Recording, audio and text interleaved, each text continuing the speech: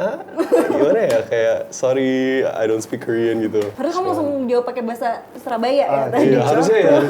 Cinca. Kalian kan laki-laki nih. Iya. Kira-kira kalian mau poligami nggak? Tentu saja tidak. Kalau untuk saya, Tadi kayak jawabannya beda deh. punya satu aja udah ribet banget nih. Gitu. Mungkin mas yang di belakang nih, gimana nih? Gue takut dibenci satu Indonesia nih.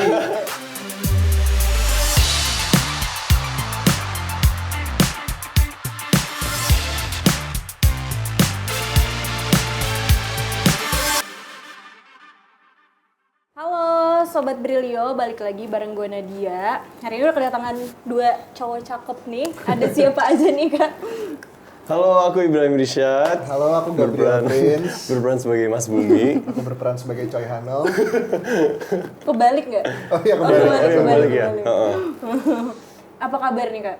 Baik. Alhamdulillah baik. Apalagi Kak Ohim nih udah berapa kali nih kesini. Kalau Kak Ohim kesini berarti ada film baru berarti. Iya, alhamdulillah, betul. Berarti sekarang pasti kabarnya lagi baik-baik aja ya. Oh iya dong, lagi Namanya udah bahagia- pasutri bahagianya baru nih. ya. Terus kalian kesini kan ada film baru nih, Laut Yes. Tengah. Laut Tengah ini menceritakan apa sih Kak sebenarnya? Silakan, Ayo. siapa? Barengan kali ya? Yaudah, Iya, siapa boleh. duluan? Dari kalian Pakai dulu. bahasa Korea? Enggak. Pakai bahasa Korea? Enggak, jangan. Jangan saya sarang ya. Kalau kurang tambahin ya. Boleh, Jadi boleh. Laut Tengah ini menceritakan tentang seorang perempuan bernama Haya yang dia memiliki cita-cita ingin S2 ke Korea. Terus saat itu di momen itu tuh orang tuanya udah meninggal.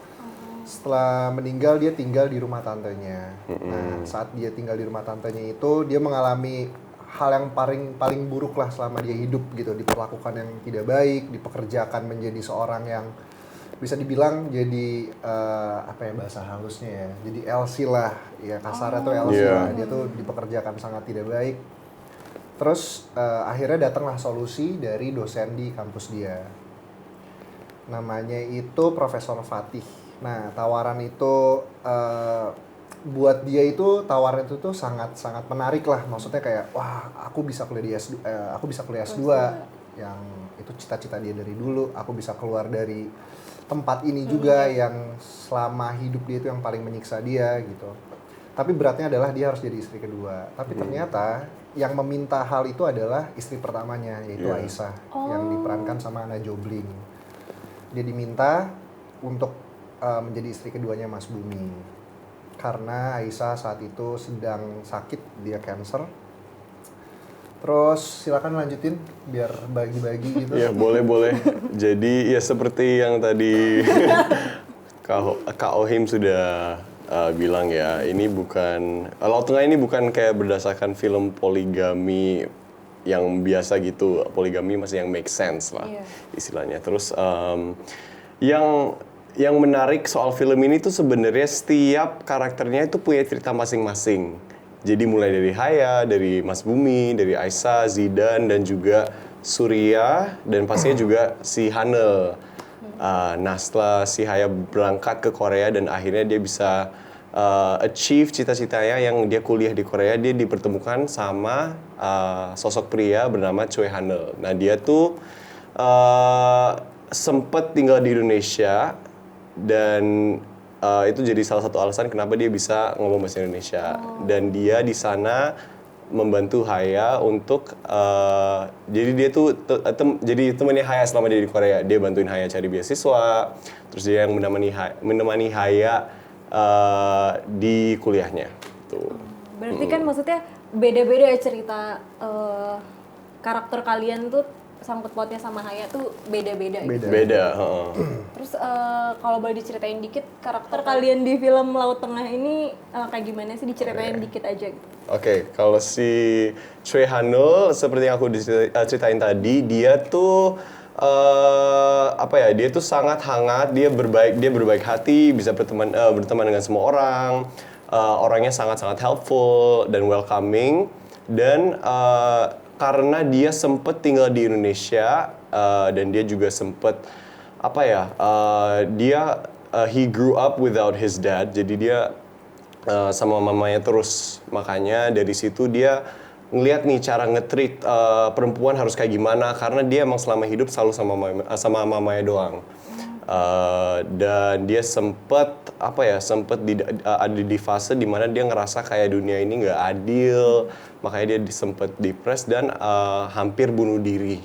Dan dan pas dia mau bunuh diri tuh dia dengar suara azan. Dan walaupun dia nggak tahu soal agama Islam, dia nggak ada background history sama agama Islam, dia pas dengar suara azan tuh dia langsung ngerasa lebih tenang.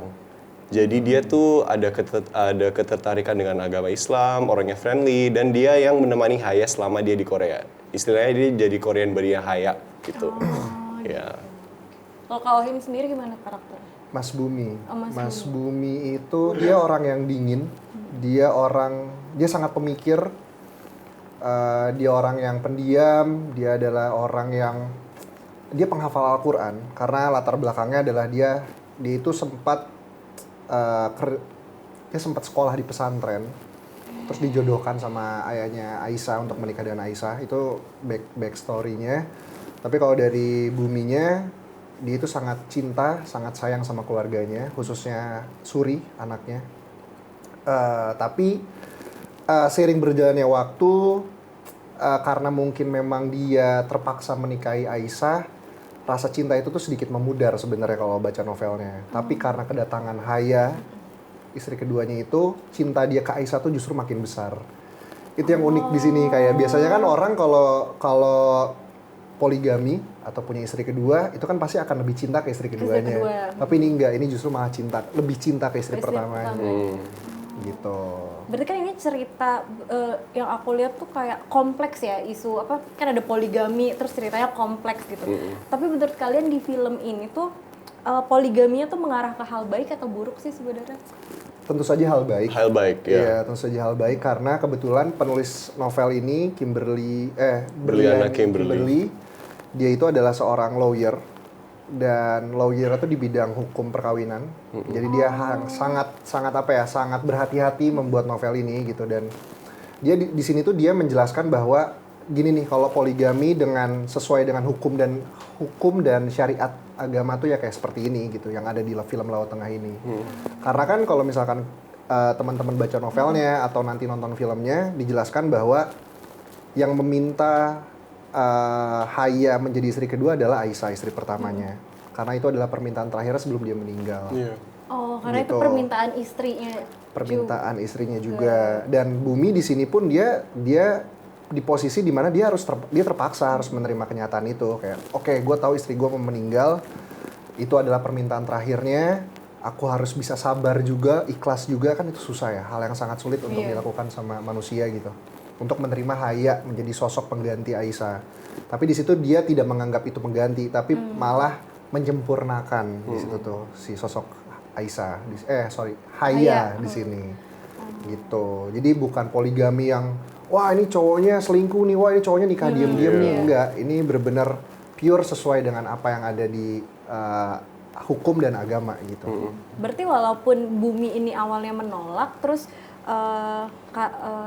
dijodohin sama dosennya, ya. Terus akhirnya berarti bukan cuman karena itu buat niat si Bumi ngebantu ya, mungkin awalnya nolak tuh. Betul. Berarti bukan cuman karena itu, berarti karena permintaan istrinya juga. Betul. Oh gitu. Permintaan istrinya juga. Aku pikir tadi karena aku mau nanya kenapa walaupun misalnya nggak mau, kan dia mau S2, kenapa nggak ngebantu dengan cara lain gitu selain poligami gitu kan. Tapi ternyata itu ada permintaan dari Aisyah. Jadi kalau misalkan mau dilihat dari waktunya tuh adalah Aisyah ini tuh udah sakit. Dia minta ke Profesor Fatih untuk nyariin calon istri untuk si Mas Bumi ini. Kebetulan si Profesor Fatih ini adalah omnya Mas Bumi, omnya Bumi. Ketemulah Haya gitu loh. Momennya tuh pas aja sebenarnya. Gitu. Terus kalian nih, karena ini cerita tentang poligami, kalian kan laki-laki nih. Iya. Kira-kira kalian mau poligami nggak? Tentu saja tidak. Kalau untuk Tadi kayak jawabannya beda deh. oh iya, itu kan bercanda doang kan. Kayak di bawah nggak kayak gini. Jadi eksos kayak gitu dong.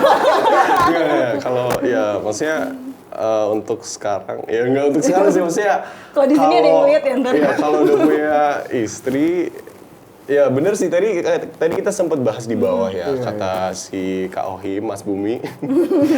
Dia bilang kalau udah punya istri satu kan udah ribet ya, kalau punya dua gimana? Jadi kayak ya udah, maksudnya lebih, kalau aku sih, aku pribadi lebih mending fokus ke satu aja gitu. Tapi kalau keadaannya kayak Mas Bumi disuruh istri gimana? Disuruh istri. Seandainya diri lo. disuruh. Wah itu berat banget sih. Iya, jujur iya sih. Pertanyaan aku waktu itu ke Kim adalah gimana sih apa yang Mas Bumi rasain gitu. Iya bener-bener. Dia harus memenuhi keinginan istrinya. Ini backstory-nya juga. Jadi Bumi itu tuh punya trauma lah masa kecil. Jadi ayahnya itu nikah lagi tanpa sepengetahuan keluarganya. Jadi dia itu ditinggal sama ibunya karena bencana alam di Aceh. Terus ayahnya pergi nikah lagi. Gitu loh. Jadi dia punya trauma masa kecil. Nah makanya pas aku tanya ke Kim kayak gimana sih, apa sih yang Mas Bumi rasain gitu. Dia harus menikah sama orang yang bukan dia sayang, dia cinta gitu. Tiba-tiba jadi cinta ya, which is itu Aisyah. Tiba-tiba ketemu lagi sama orang yang memang harus dipaksa untuk sayang lagi gitu. Kayak apa sih, dua orang ini tuh sebenarnya memenuhi apa yang Bumi inginkan sebenarnya selama hidup dia gitu. Tapi ya gimana caranya gitu. Jadi kalau misalkan nanya Ibrahim Risyad nih disuruh poligami apa enggak, aku sih bilangnya enggak ya. Karena aku sekarang punya satu aja udah ribet banget nih. Gitu. Mungkin Mas yang di belakang nih punya satu aja udah ribet banget. Apalagi tapi ada pertanyaan nggak? Kan baru nikah juga nih. Terus kamu memerankan poligami gitu. Ada ditanyain sama istri nggak? Kamu kira-kira mau nggak? Ditanyain dong. Ditanyain dong jelas. Gimana Mas Bumi? Ya kalau dari aku sih, ya kalau aku jadi Mas Bumi mau nggak mau keadaannya seperti itu gitu. Kan kita juga tergantung situasi. Tergantung situasi. Kalau keadaannya sudah memaksa kita untuk ngelakuin itu, tapi selama itu sesuai dengan syariat Islam ya, karena Mas Bumi kan sangat Islami sekali, dia lulusan pesantren, ya it's okay gitu. Tapi kalau nanya aku, enggak sih kayaknya. Terima kasih. Prince juga nggak ya? Aku juga Pusing. enggak. Oh enggak. Thank you Beda ya banget. jawabannya di Terima kasih ya. kamera sama nggak di kamera. Buat yang di rumah, Oh ya terus Fitnah Prince, nih. kamu kan bukan orang Korea kan? Bukan, berarti? bukan. Karena aku kira kamu Korea, ada campuran Korea enggak? Enggak, opung ini enggak. opung. Oh, bukan opa ya? Opung. Berarti kamu di sana kan memerankan jadi opa-opa Korea nih. Yes, ada betul. susah nggak logat-logat Korea gitu? Ada sih Pak. Jadi sebenarnya belajar bahasa Koreanya udah susah. Ditambah kalau misalnya ya kita ngomong Indonesia, maksudnya kayak kalau kita bicara dengan bahasa Indonesia kan ya udah kayak gini biasa aja. Iya. Cuman kalau orang Korea ngomong bahasa Indonesia kan pasti mereka ada logatnya Nah, sendiri logatnya kan. itu loh. Logatnya itu yang lebih challenging sebenarnya. Dan apa ya, itu yang aku harus bener-bener perhatiin banget sih, karena kayak ya pasti kalau misalnya orang luar belajar bahasa Indonesia, aksen mereka kan pasti tetap bakal ada. Jadi itu keynotes yang aku harus perhatiin banget. Tapi thankfully ada Kakim di sana, dan sebelum kita syuting Laut Tengah aku juga sempet ke Korea. Jadi aku sempet ngerasain kultur di sana itu kayak gimana, dan aku lihat ya gestur mereka kalau misalnya mereka kenalan sama orang baru. Dan kebetulan sebelum kita syuting nih, pas aku ke Korea kita kan pakai tour guide, dan tour guide itu bisa dia itu orang Korea tapi dia bisa ngomong bahasa Indonesia. Jadi aku belajar banyak dari dia sih. Nyontohin Ya, aku nyontek dia dari juga dia, ya? gitu. Jadi details yang sebenarnya mungkin kedengarannya kayak nggak penting, tapi itu sebenarnya penting banget, kayak gestur badan kita, cara kita nunduk. Kalau dibandingin sama orang Indonesia kan pasti beda gitu. Itu beda ya, ada kayak cara gestur-gestur orang Gestur-gesturnya Korea beda. gitu ya? Tapi untungnya kamu memang nggak disuruh full bahasa Korea ya? Iya. Untungnya ya. Kalau kamu tiba-tiba disuruh full bahasa Korea, kira-kira gimana? Wah, itu tantangan yang berat sih pastinya. Susah ya? Susah.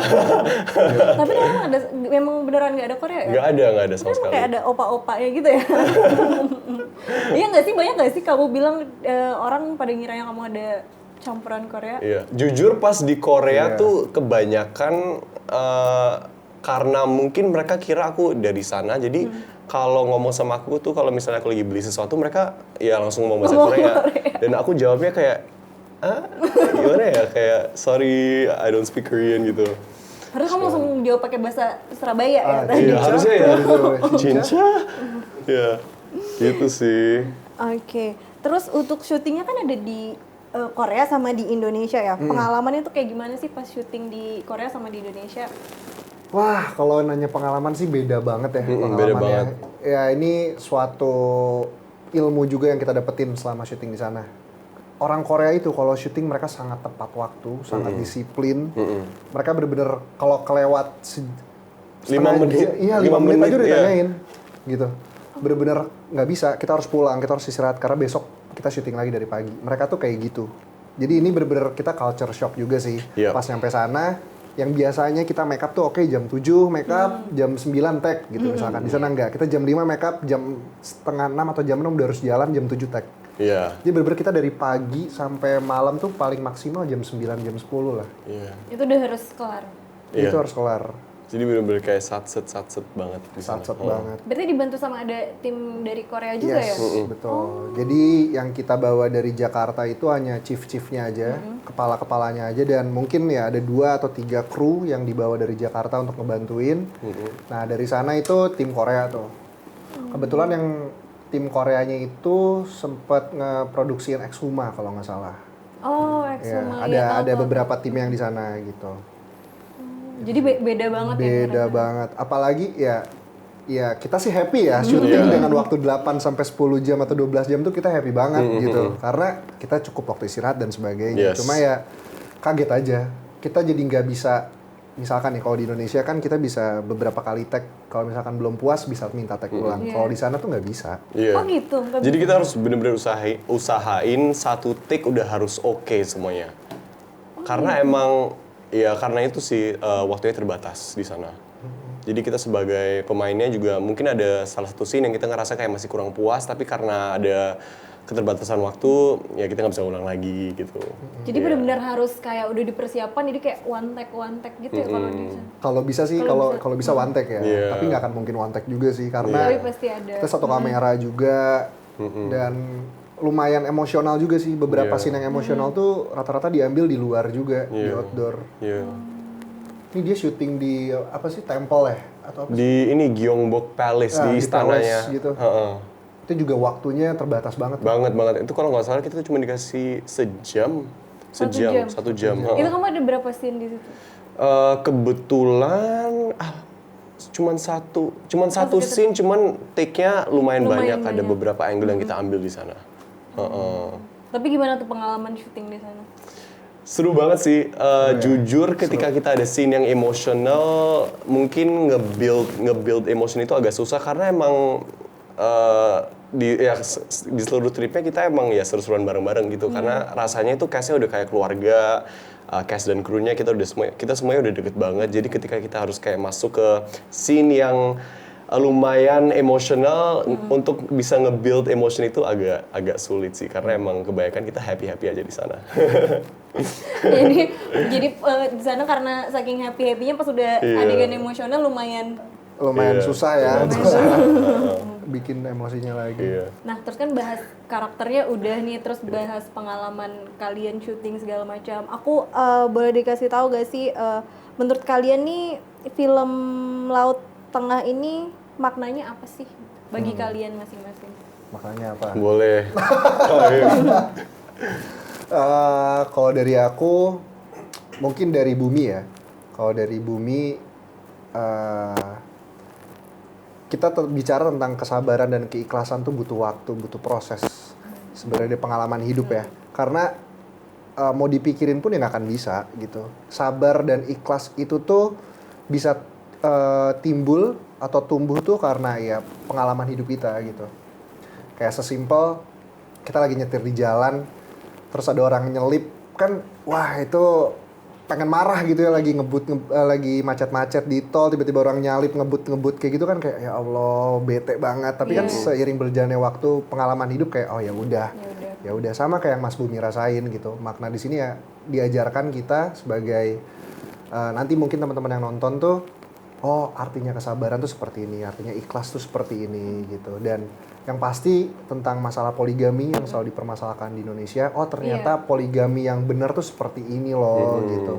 Bukan yang yang selama ini kita tahu lah gitu, bener. Seperti apa. Karena yang selama ini kita tahu kan kayak udah punya istri, terus dia mau selingkuh, akhirnya dia nikah siri, poligami. Bahkan juga biasanya istrinya nggak tahu gitu kan. Kita mempackage film ini dengan penuh cinta sih. Jadinya harusnya sih insya Allah penonton pada menerima hal itu. Amin. Kita pun sebagai cast juga ngerasa kayak kita dapat banyak banget makna dari film ini. Aku pun ngerasa kayak, wah aku belajar banyak banget sih dari meranin si Choi Han-eul. Terus apa ya? Mungkin salah satu life lesson yang aku masih mikirin sampai sekarang itu kalau misalnya Tuhan sudah merencanakan sesuatu untuk kita, itu pasti akan terjadi dalam waktu yang tepat, in its own time gitu. Iya, betul. Ya, itu sih. Quotes of the day. Iya, Quotes dari film Laut Tengah ini. Jadi aku yakin pasti semua orang akan terharu dengan filmnya karena seperti yang tadi Kak Awim bilang, kita buat film ini dengan cinta. Dan ini sih, maksudnya setiap karakter punya ceritanya masing-masing dan semua ceritanya itu sangat-sangat kuat, sangat powerful.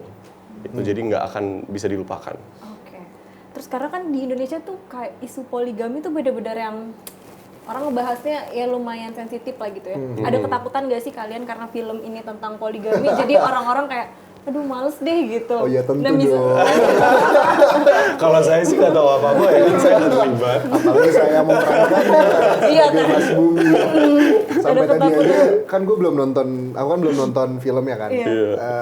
Si Hanel dan Haya tuh udah nonton Iya, filmnya, udah. udah sempet nonton mereka. Iya. Aku kan belum, jadi aku tuh sempet nanya-nanya nih ke teman-teman kayak gimana nih, gue takut dibenci satu Indonesia nih. Nah iya kan pasti ada nggak sih rasa takut? Tapi ya saat awalnya ditawarin sama Starvi, terus Pak Archie juga udah ngobrol sama aku, diliatin sinopsis dan skripnya seperti apa ya, alhamdulillah sih harusnya aman ya. Karena di sini bukan Mas Bumi yang menginginkan itu, paham gak sih? Kayak ini karena keadaan terpaksa, istrinya bla bla bla bla bla bla, akhirnya ya udah Bumi menerima itu, mau tidak mau gitu. Jadi awalnya takut, tapi setelah diberikan setelah dibujuk dan diberikan penjelasan yang pas, kayak oh ya udah aman sih, ini aman banget. Kalau dari Prince aman aja. Karena kalau lihat dari trailernya kan kayak si Prince nih jadi kayak yang ngedeketin istri orang gitu. Cowok-cowok tersakiti nih. Bukan gitu sebenarnya. Maksudnya apa ya? Emang si Gatel. Handel ini bisa. Si Handel ini emang jatuh cinta dengan, ya bisa dibilang jatuh cinta dengan Haya karena ini sih, karena ya itu salah satu alasannya mungkin bisa karena dia ada ketertarikan dengan agama Muslim, terus dia lihat Haya itu sosok wanita yang sangat-sangat ini ya kuat agamanya dan juga dia ngelihat Haya yang sangat berbaik hati, sangat-sangat peduli dengan pendidikan gitu. Jadi itu mungkin bisa jadi alasan kenapa dia bisa jatuh cinta dengan Haya. Cuman itu sih aku nggak mau spoil terlalu banyak. Aku takut banget spoiler. Cuman akan ada happy ending untuk semua karakter di film Iya, ini. iya. Dan fun fact kenapa Haya itu bisa tertarik sekali sama Choi Han-eul itu tuh gara-gara Zidane. Ada kemiripan sama Zidane. Oh, Cinta betul. pertamanya Iya. Haya. Dari segi outfitnya, terus hangatnya mereka, cara mereka bicara gitu. Ada banyak banget kemiripannya. Jadi dia langsung keinget soal Zidane pas ngeliat Hanul. Di trailer ada kok, jadi ini nggak spoiler. Iya, spoiler. Aku jadi penasaran karena Prince bilang semuanya tuh akan happy ending. Yes. Berarti nggak ada sad ending ya? Nonton aja. Dia udah nonton nih, curang Nonton nih. aja. Nonton aja ya berarti. Cuman kayaknya semua udah pada tahu kalau di Laut Tengah ini specifically si Hanel jadi sad boy sih. Iya. Iya. Gitu. Kalau udah baca novelnya pasti tahu. Iya, banget. pasti tahu. Jadi sad boy. Oke. Yang terakhir nih, sebutin masing-masing dari kalian 3 alasan kenapa harus nonton Laut Tengah. Oke.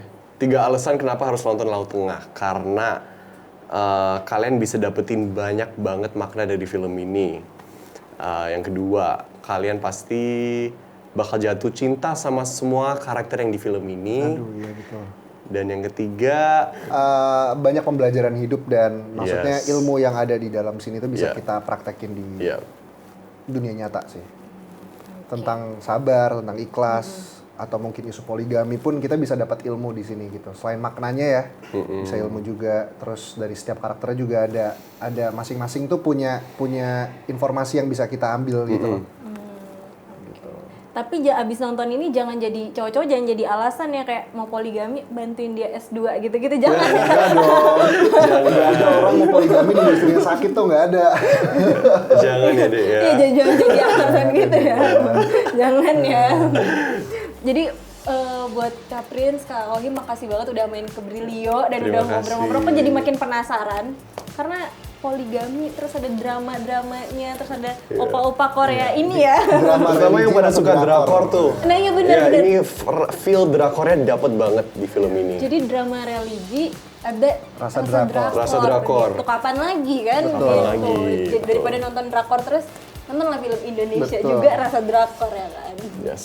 Oke, buat Sobri, makasih juga yang udah nonton. Jangan lupa like, comment, dan subscribe channelnya Brilio. Dan jangan lupa untuk nonton Film Laut Laut Tengah. Tengah. Tanggal berapa, Prince? 3 Oktober 2024. Yes. Oke, bye-bye. Bye.